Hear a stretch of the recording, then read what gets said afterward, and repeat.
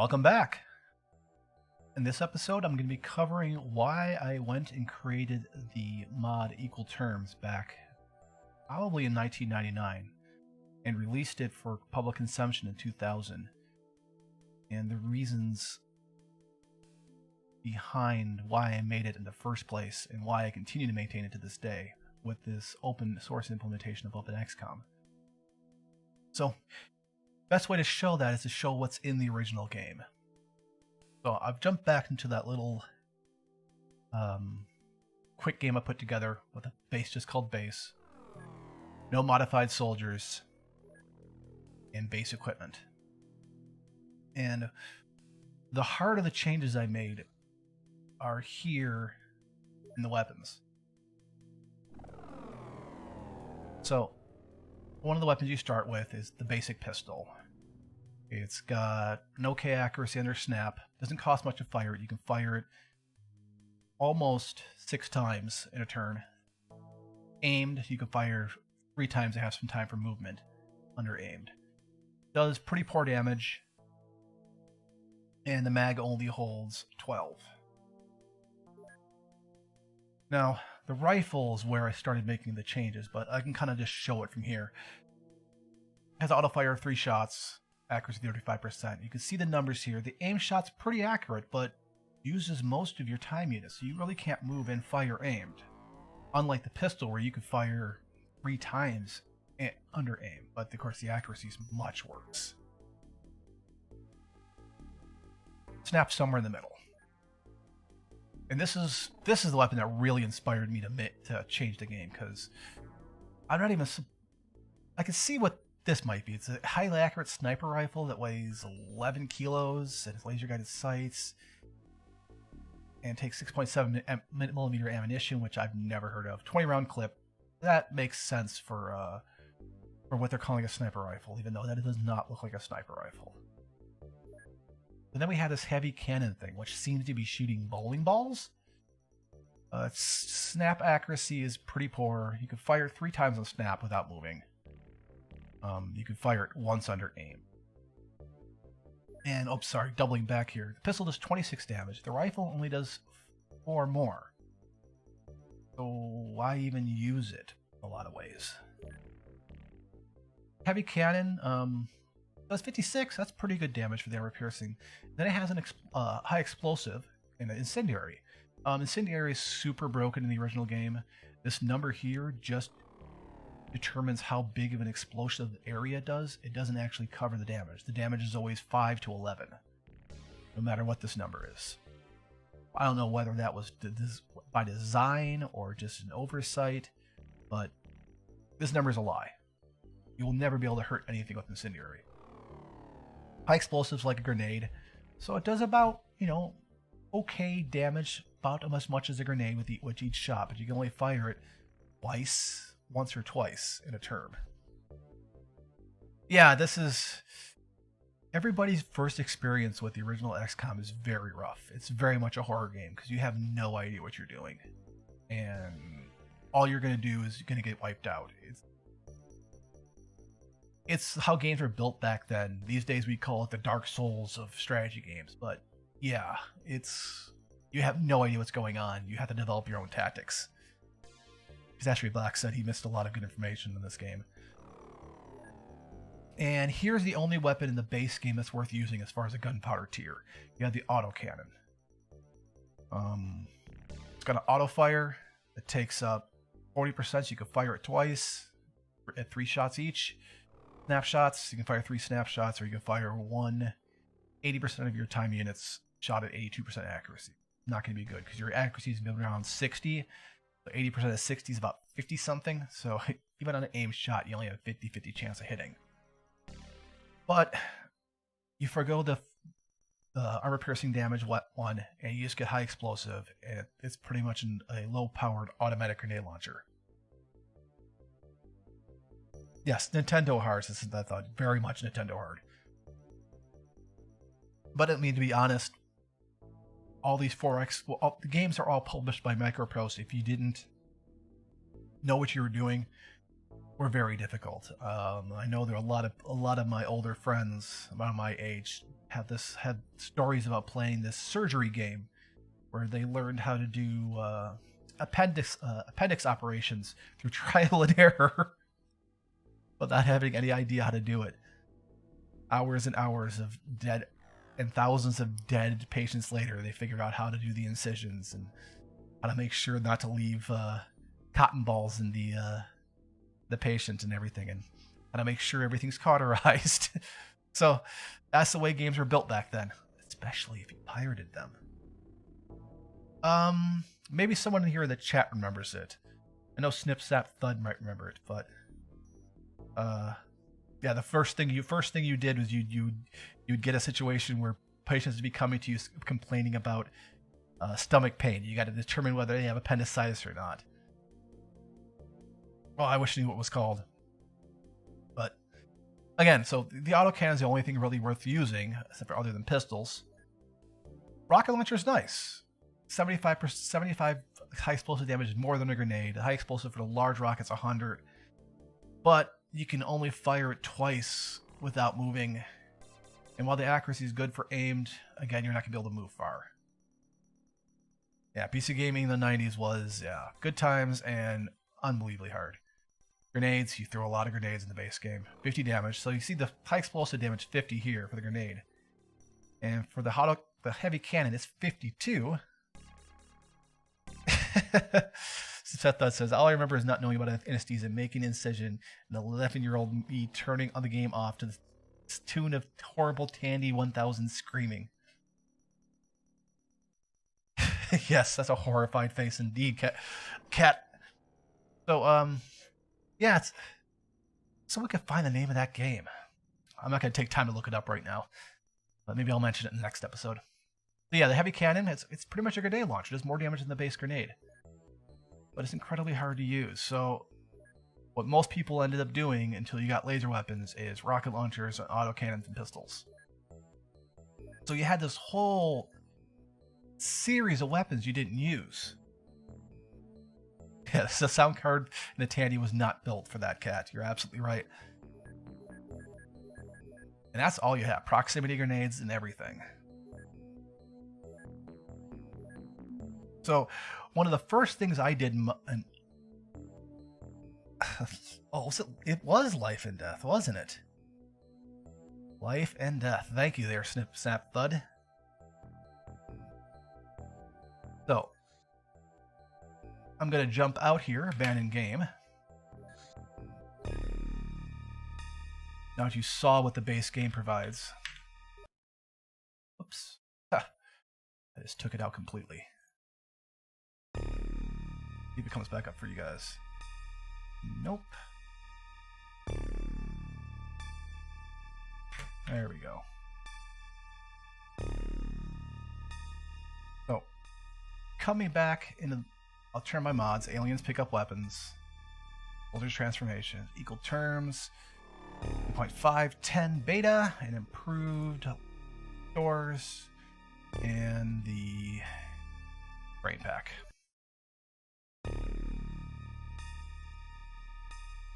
New game real quick. Oh. I'll just leave it like this right now. Oh, that's majorly loud. Nice.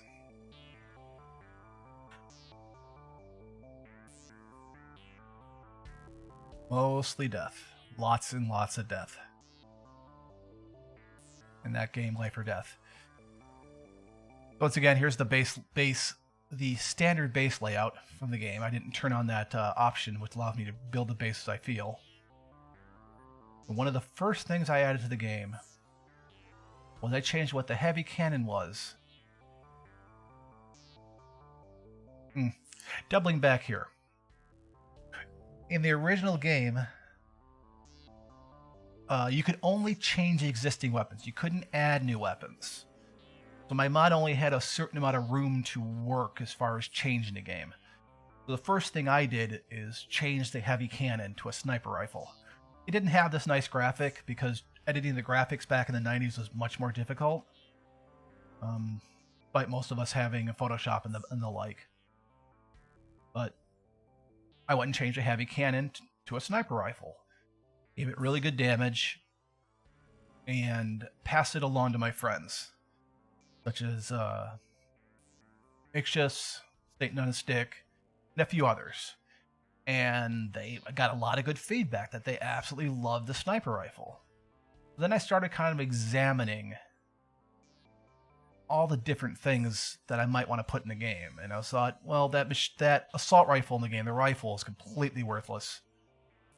So I went and replaced it with what you see here, this assault rifle. Not the same graphic, but the numbers are pretty much the same.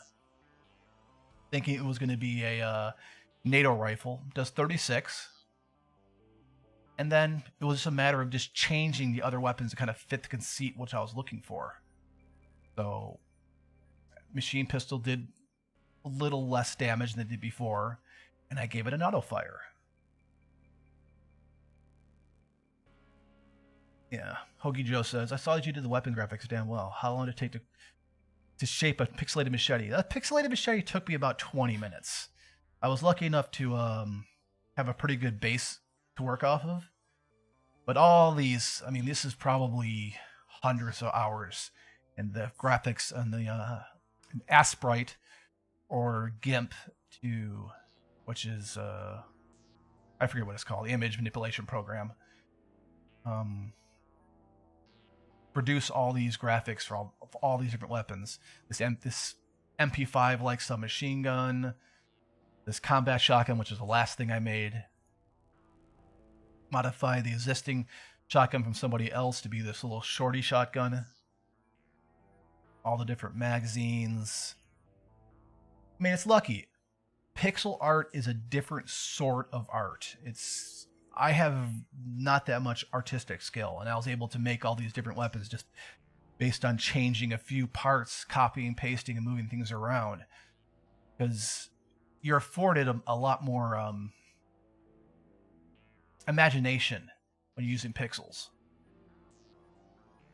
Yeah, most of these graphics were for me. This was completely new. This was one of our proud creations. So I changed the heavy cannon to a sniper rifle. Changed the rifle to an assault rifle, pistol to machine pistol. Autocannon became a saw, which is a squad automatic weapon, light machine gun. And that was all I could really afford to put in the game based on just replacing weapons. And then I went up and passed some ideas up, like, well, if I'm going to change the gunpowder weapons, what do I want them to be? Well, I want the gunpowder weapons to fire a lot of shots in a turn. That they're gonna have the highest cyclic rate. They're gonna fire the most bullets for the least amount of time. Because compared to lasers or plasma, it's gonna be very weak. So as you can see, the auto fire for the machine pistol, 6 bullets. For the submachine gun, it's 5 bullets. Auto combat shotgun's 3. That's a little slower. Assault rifle's 5.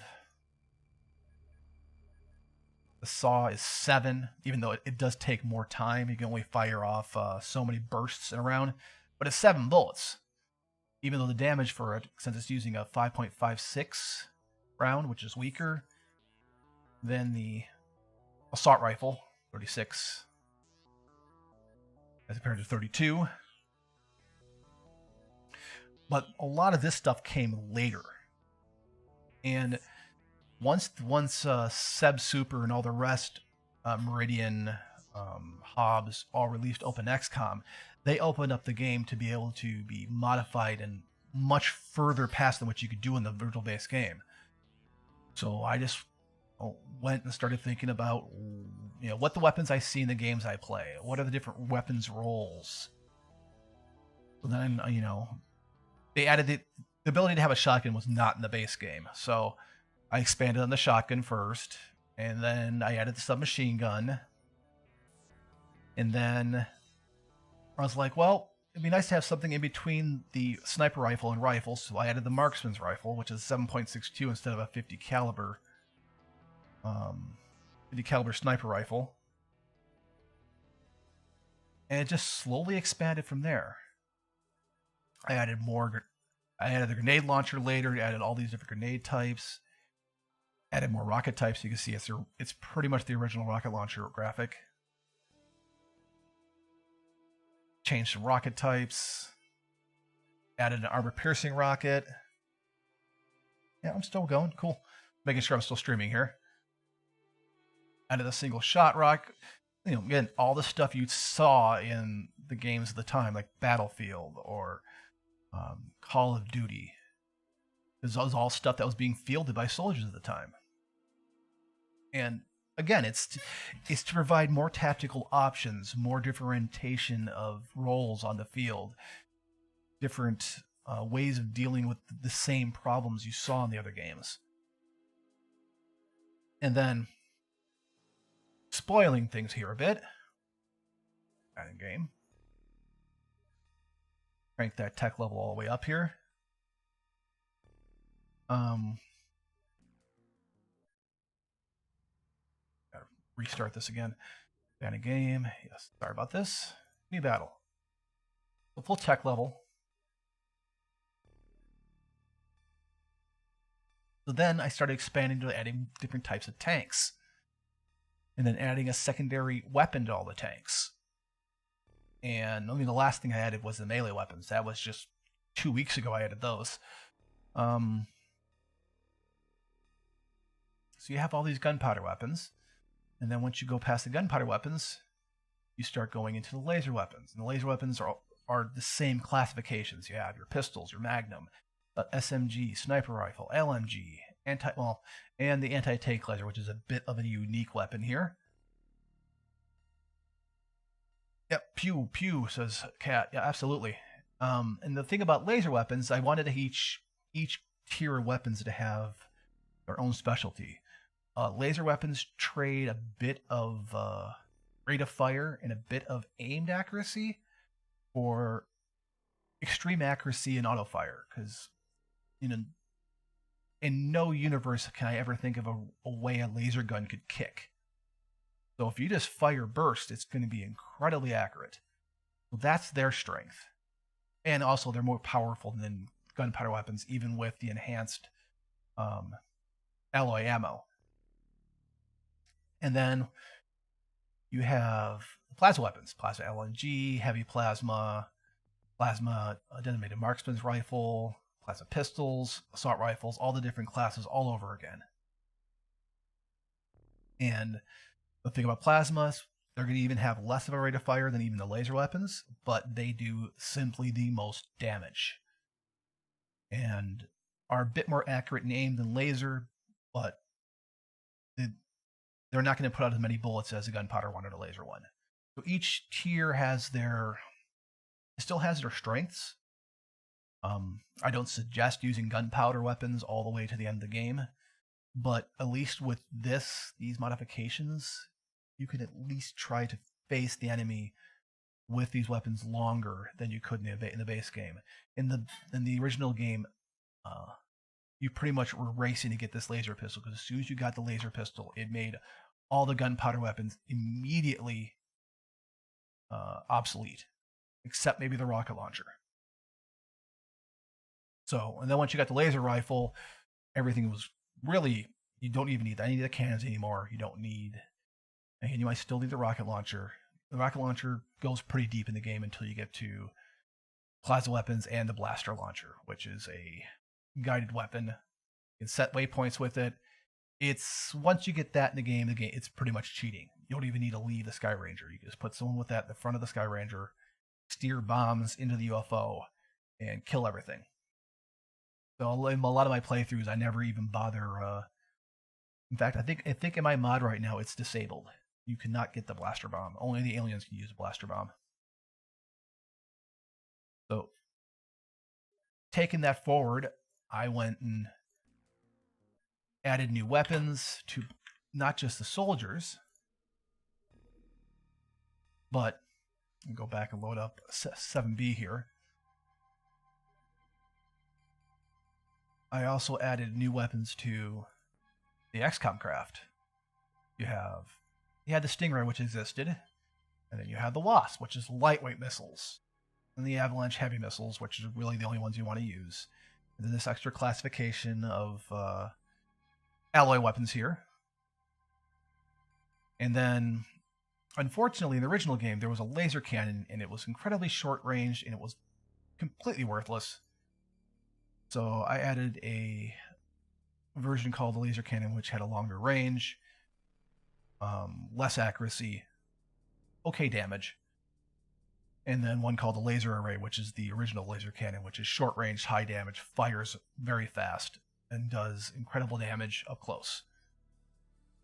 So it's about finding utility in making things that almost everybody skips over using worth using again.